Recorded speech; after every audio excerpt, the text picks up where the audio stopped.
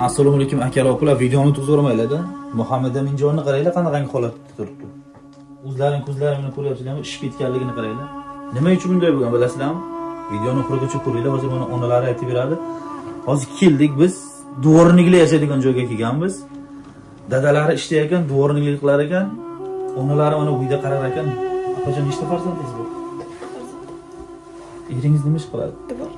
Dvornik. Nima uchun o'g'lingiz bunda? Nima bo'lgan? Rashtonda bo'lgan. Tug'ma shunday. Tug'ma ekan. Nimaga qaratmaysizlar?